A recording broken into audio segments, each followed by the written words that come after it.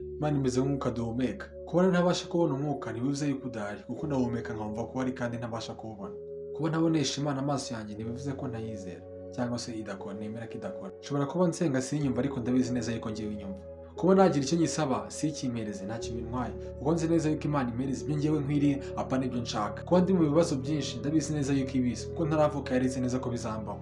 Bivuze ngo izi ni uko nzabivamo ibyo bibazo ndimo. Ikindi kandi kuba nyihumeka ubwabyo gusa nkaba ndi muzima ni umugisha ukomeye, nta n'umugisha uruta uyu nguyu, kuko hari benshi bagenda batabigizemo uruhare. Rero ibyo nabyo ndabishimira Imana. Ibyo gitegereje yuko Imana inkorera ntibishobora gukora ko nkwiriye kuyishimira ibyo yankoreye kera.